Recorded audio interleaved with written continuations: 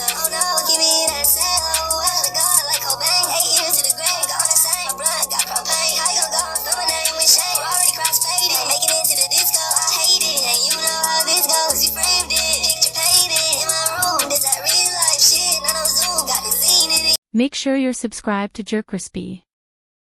Let's get this shit started. Let's go ahead and get this stuff. A big package for y'all for today, man. I was just talking to myself about it. I was like, now, should I go ahead and just do this in the morning or do this at night?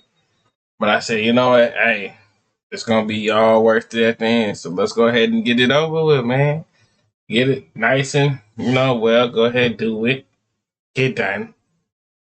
All I gotta do is wake up in the morning and edit it. Only like a few videos on it. So, yeah. Let's go ahead and get this started. What's up, y'all? It's your most JerCrispy. We're back in the video. The time Jack Nicholson. Oh, yeah. Nicholson went to work and never came back mentally. The Shining. By Nicholson. Yeah, I don't know. For some reason, YouTube didn't let me remix the video to a short, so I don't know what I did. But y'all know, y'all go on my channel and watch the Pennywise, unless y'all like watching Pennywise and all that stuff. I don't blame y'all, but at least try to go get in double digits at least. All my videos I just dropped for today or yesterday, go ahead and double digit them. Go ahead, watch some old videos, tell a friend and family. We had 345 subscribers. Let's go ahead and get it. Yes, sir. Yes, sir. It's time for some more peek. So the movie starts off and we open up on some of the prettiest aerial shots you'll ever see in a horror movie. Mountains, rivers, forests. It's Colorado tourism at its finest. But if you've watched a scary movie before, you know. If the intro looks this peaceful, something sinister, devious is hiding underneath it. Driving through this scenery is Jack Torrance, played by Jack Nicholson, heading to his job interview. Jack's a writer, which is movie code for broke and cranky. So when he hears about a winter caretaker position at the Overlook Hotel, he jumps at that mug with the quickness. The job, live at this giant luxury hotel while it shuts down for the winter. Keep the place running, make sure nothing breaks. Easy money, right? He meets with the hotel manager, Stuart Ullman, who's smiling way too hard as he explains this gig. And then Ullman casually drops the bomb. So, a decade ago, the last caretaker, Charles Grady, he went freaking bonkers and chopped up his wife and twin daughters with the axe. And then he killed himself too, you know what I'm saying? But we can just talk about that later, you know what I'm saying? Bro really said that like it was a minor hiccup on the resume. Jack doesn't even flinch. He even laughs it off, saying it won't be a problem for him. That's red flag number 1. Because if someone tells you the last guy in your new house went full axe murder mode on somebody, the correct response through his finger in a raspy voice. Totally normal kid stuff, right? Except Tony also shows Danny disturbing visions, blood pouring out of elevators, twin girls in hallways, flashes of horror he can't even explain. Danny collapses after one of these visions and a doctor comes to check him out. Wendy explains that Jack once dislocated Danny's shoulder during a drunken rage and Jack's been sober ever since. But that story is hanging up in the air like some storm cloud. Jack's temper plus isolation plus a haunted hotel. Yeah, this math ain't mathin', boy. I know 1 + 1 equals 2. But this math right here ain't mathin'. Before the family officially moves into the Overlook Hotel, we meet Dick Halloran, the hotel's head chef. Dick's a cool, kind-hearted guy who immediately notices that Danny has to shine. That's what he calls their shared psychic gift. The ability to see visions, hear thoughts, and sense Black Air Force energy from a mile away. He explains it gently, but he also warns Danny, the Overlook shines too. It holds on to all the bad things that have happened inside. It's like a stain that never fades off your shirt. Then he lays down one rule: stay out of room 237. If a wise man with psychic powers tells you— all right, why do we, in this big old house, why we have one creepy ass room? Why do we have a creepy spot in general? Like, I don't really want to know how y'all hotels be getting these creepy spots. I don't know what y'all be doing, but y'all need to stop, because that's that bullshit. Like, ain't no way, bro. You to avoid a room in a haunted hotel, you better listen. But Danny You might as well call little man Curious George. You already know the door's getting open. The Torrance family moves into the Overlook as it shuts down for the winter. The staff leaves, the doors close, and suddenly this massive hotel belongs entirely to Jack, Wendy, and Danny. The place is gorgeous too, but eerily empty in this joint. I'm talking endless hallways, echoing bathrooms, a hedge maze outside. At first, it feels Soon as they made sign line to you, I couldn't saying, I don't know, saying. And made saying I probably went crazy saying that ass saying, especially them cornfields saying. I heard niggas don't go to them cornfields, bro. Niggas don't. I remember niggas was telling me never ever go to them cornfields. I don't know, saying crazy things do be going on in them cornfields, like. Saying I don't know. like an adventure. Wendy's cheerful. Danny rides his tricycle through the halls, and Jack's already staring at the walls like they're whispering sweet nothings to him. Snow starts piling up outside, the roads close, and the Torrances are officially isolated. Just them and the Overlook. And the hotel is wide awake. Time starts moving differently once the Torrances are all locked in.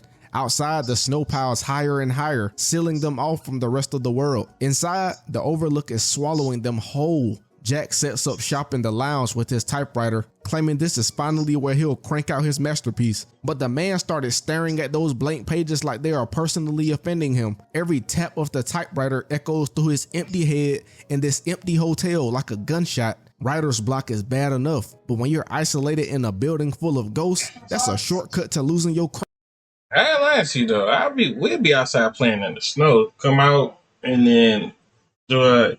Like it's certain rooms, right? So then like just go to the bottom room or the rooms that don't got ghosts and then just put a Bible or cross right by the plenty rooms. But what would they possibly do? Well, you're JerCrispy, they gonna be like, JerCrispy, you're not a pastor. You're not this and that. You don't know what you're talking about. You just putting a Bible and a cross on top of the thing. It doesn't make no sense that you doing that. You're gonna waste your time. Like, come on now. cranium. And Wendy, bless her heart, she's trying to stay positive. She over here cooking, exploring the hotel, checks on Danny every once in a while, and keeps a smile plastered on her face like she's living in a Better Homes and Gardens ad. And how long they gotta be here? Like, as we speaking, like how long? Instead of a death trap, but the cracks are showing. Every time she tries to chat with Jack, he snaps at her. I'm talking going crazy. He tells her not to interrupt his work, even though the only thing he's working on is his anger management issues. Danny, meanwhile, has the worst winter break of any kid in history. He rides his tricycle down endless hallways, and the sound design here is genius. Thup, thup, thup, thup, all on the carpet. Then clack, clack, clack, all on the hardwood. It lures you into a rhythm, but then you just know something's coming. And then it does. He turns a corner and boom, the Grady twins are there. Two little girls holding hands, looking like they walked straight out of a Victorian horror novel. They stare at Danny and say,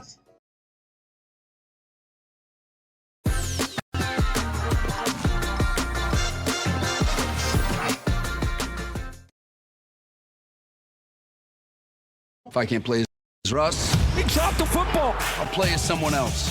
My name's Chad. Who is Chad Powers? come play with us, Danny, forever and ever and ever. And me? Yeah, I ain't lying to you. Fuck that bike. I'm hitting the full flat never look back. I'm just gonna keep it real with you. You know that I know the best thing you could do is throw that thing and hit a full flat never look back. We never going to the hallways. I ain't riding my bike in the hallway unless my mama with me. If that was him. In that situation, I would have been given those peace signs with the quickness. I'm talking instant transmission out of that hotel immediately. And Danny doesn't just see them standing there. He gets flashes of their butchered bodies on the floor. I'm talking chopped to pieces by their father. The same Grady that Ullman mentioned during Jack's interview. Danny's frozen. I'm talking terrified. Man, flabbergasted. And it's clear the hotel isn't just haunted. This mug over here recruiting like the family is some D1 recruits. Meanwhile, Jack's mental state is nosediving. He's pacing, muttering, staring at windows like the Snow personally insulted, bro. He's supposed to be working on his novel, but instead he's having violent dreams. One night he wakes up screaming after dreaming he killed Wendy and Danny. And when Wendy comes running in to comfort bro, he doesn't lean on her. He lashes out. Bro goes crazy. And then Danny's psychic powers, the shine, keep pulling him toward room 237, the one room Holloran warned him about going to. One day, he goes in that mug. We don't see exactly what happens, but when Wendy finds him later, yeah, it's up. Bro is shaking up. Man's over here covered in bruises, and she panicking and immediately suspects Jack. When Wendy confronts bro, Jack denies it and storms off, sulking like a teenager grounded from his Xbox. And where does he go? To the ballroom. And here is where the Overlook pulled out his special move, because Jack walks into the gold room completely empty, and suddenly there's a fully stocked bar, and behind it, Lloyd, a bartender with the politeness of Man, hold up, my nigga. You was there the whole time? You was there the whole time. You see me in this mug going crazy. You sitting there the whole time with the bar. You sitting there drinking. Or they just a hallucination? I'm thinking this, man, that whole time that's just a statue. Butler and the vibes of a ghost. Jack, a recovering alcoholic by the way, doesn't even question it. He just sits down, orders him a drink, and smiles like he's been waiting for this moment his entire life. I'm talking first sip in years, and it's courtesy of a ghost pouring whiskey out of thin air. The Overlook just handed Jack his relapse on a silver platter. Jack's over here sipping phantom whiskey like it's the best day of his life, and meanwhile, Wendy is over here dealing with an actual nightmare. Now this should be the moment where Jack's like, okay, family safety first. Let's get out of here now. But nah. Jack decides he's trying to become Sherlock Holmes, and he investigates upstairs, walks straight into room 237, and for about 5 seconds, it looks like he's hit the jackpot. There's a naked woman in the bathtub who gets up and kisses him. Jack grins like all his problems just got melted away, but then the woman transforms in his arms. I'm talking her skin falling off the bone like a beef rib from Texas, face twisted, and she laughing at him. She's not a young beauty, she's a decayed corpse. And then Jack recoils in horror, stumbling back as she over here kikiing and junk, shambling towards bro. This is the Overlook showing all his cards. What's ever in that room isn't here to play nice. But here's where Jack goes full denial. When Wendy asks him what he saw, he lies straight up to her face, saying he didn't see anything. Then, making things worse, he flips it and blames Danny, over here suggesting their son hurt himself. Bro, your child didn't beat himself up and invent a corpse lady, but Jack's slipping further and further into the hotel's control. Bro got put in the mean genjutsu, and gaslighting his family is just the beginning. After this, Jack wanders back into the gold room, and suddenly it's not empty anymore. The place is packed. I'm talking ghostly party goers. Yeah, it's either we in this bitch tripping, or whoever that nigga he said earlier in this mug, he must was killing all these people. Ain't no way I could be seeing this though. I think dude said that dude was the dude who said, yeah, we need somebody to stay over here and watch the thing, knowing it was gonna be snowing and stuff like that. So me as nigga, I would not even take this job. Like if I know this hunting and all that, if I know this hunting, let me at least get about 20 to 30 people at this bitch. And we can just board up the 231 or 237 room. We just put a dresser on top of a dresser, on top of another dresser, so nobody could get in. In tuxedos and gowns, I'm talking suited and booted everywhere in this mug. The music blaring like it's New Year's Eve of 1921. Jack just blends right in too, no questions asked, drink in hand. And then when he meets Delbert Grady, remember bro, the caretaker who murdered his family, Jack runs into him in the bathroom, and instead of screaming, he just chats with dude. Bro starts yapping about whatever came to mind, and Grady, he doesn't even deny it. He calmly tells Jack that his wife and son are getting in the way of his duties at the hotel, and in the creepiest tone possible, he says Jack needs to correct them, not discipline, not talk things out, correct, which in Overlook speak terms is chop chop. Yeah, I ain't lying to you, saying you could have paid me the world to do that to them kids. I don't know, son. I don't know, that boy was in that mud, rolled up a good 3.5 on the good side. Or I don't know, he was hitting on that CC. I don't know, he was hitting on that. Equals hey. dead. Back in reality, Wendy is reaching her breaking point. She sneaks a look at Jack's writing, hoping maybe he actually produced a few pages of his novel. And what does she find? Stacks of paper filled with the same sentence typed over and over. All work and no play makes Jack a dull boy. Yeah, that junk trash. Page after page, formatted in every way imaginable. Centered paragraphs, indents. Dude turned madness into calligraphy practice. No book, no story, just pure obsession. Wendy flips through the pages in shock, and that's when Jack shows up. And now, he's not even pretending to be normal no more. He stalks a baseball bat as Jack moves closer, cornering her at the stairs. He taunts her with every step, voice dripping with menace. Wendy's terrified. She crying, swinging the bat weakly until she finally connects with that mug. Cracked him across his noggin. She clops him so hard with the bat, bro started tumbling down the stairs. He's knocked out cold, getting a mean slumber. Wendy drags him into the pantry, locks the door, and for the first time, it feels like she's got the upper hand. Jack's trapped, but in the overlook, nothing stays that simple. Jack's knocked out cold in the pantry, snoring on top of cereal boxes like the world's scariest sleepover guest. But Jack wakes up, and instead of panicking, he just sits there calmly talking through the door like it's a business meeting. He tells Wendy that she can't leave, that the snow's too heavy, the phone lines are cut, and oh yeah, that snowcat and radio? Sabotaged. Bro is 2 steps ahead. He made sure of that earlier. Ain't no backup plan, ain't no escape. Just them, him, and this creepy hotel. Wendy ignores him though, determined to get her and Danny out. But while she's trying to think up a master plan, the hotel itself steps in. Ghost voices echo through the pantry. And suddenly, Jack hears Mr. Grady again, the same caretaker who corrected his family. Grady basically says, hey bro, we'll let you in the club, but you're slacking. Time to finish the job, you know? Next thing we know, the pantry door is unlocked. Not by Wendy, not by Danny, by the hotel. Imagine being in this situation. You got everything in plan, and then the hotel just decides to unlock the door. The hotel over here hoeing Wendy and Danny. Jack walks out scot-free, grinning like a man who just got a second chance at crazy. Upstairs, Danny is not doing great either. He's in a full Tony trance, whispering in that raspy voice while scribbling on the bathroom door with lipstick.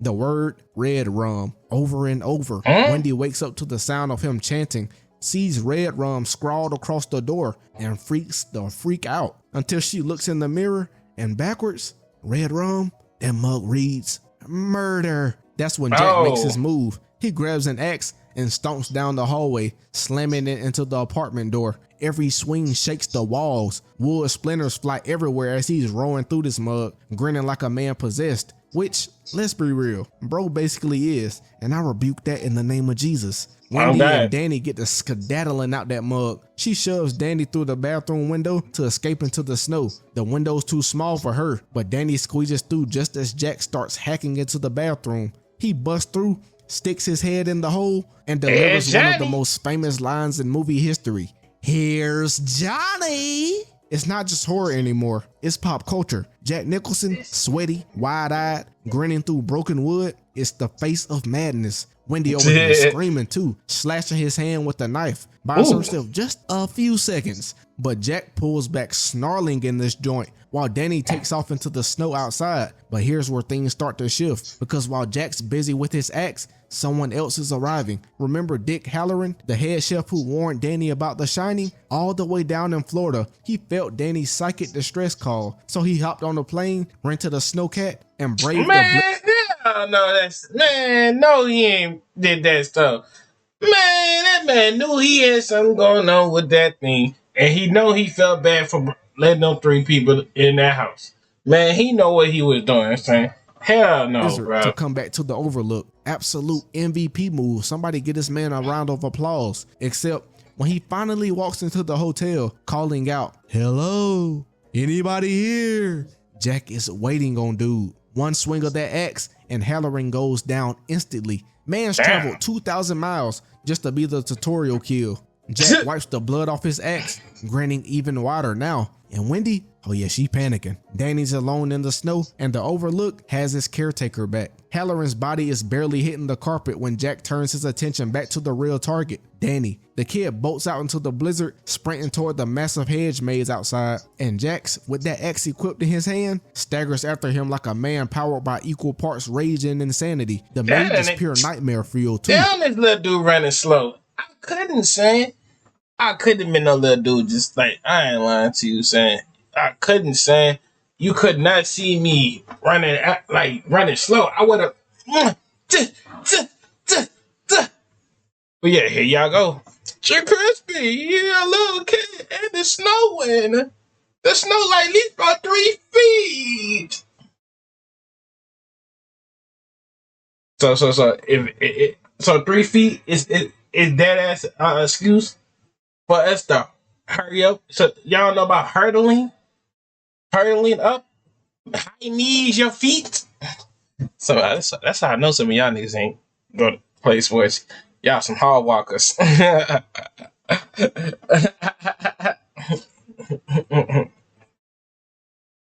What shit too, honey. The snow is waist deep, the hedges tower over Danny, and the wind howls so loud, it drowns everything else out. Danny's little footprints are clear as day in the snow too, practically a road map for Jack to follow. Bro over here running the tracker perk from Call of Duty. Jack stumbles in over here whispering Danny's name, swinging the axe at shadows, his voice echoing through this icy labyrinth. But Danny is sharp, low key. I'm talking high IQ. Instead of just running blindly, he stops, thinks, and uses his head like Jimmy Neutron. Bro over here like, think.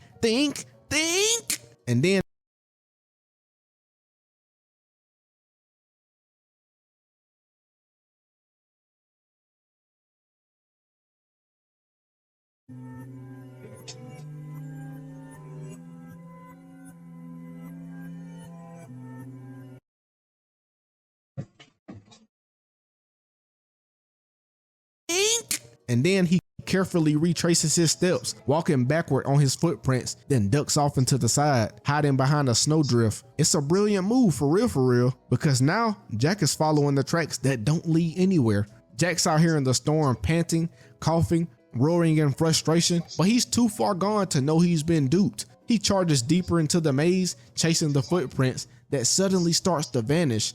His voice grows weaker, he swings his axe slower as the cold sinks in.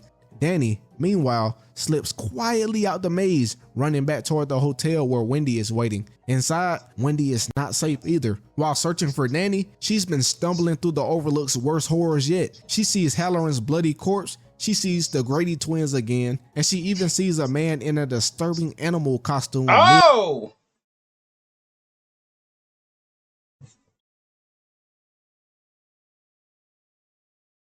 Yo, is this the Adam family or something? What they got going on in this bitch? Hold up. Hold up, man. No. Man, hell no. What that man was that man was looking at me like this, man. I would have threw that knife and took a full flat. That's see, this, I don't know. Sees the Grady twins again, and she even sees a man in a Man, what y'all was doing? And why the door open? Y'all know this low-key remind me of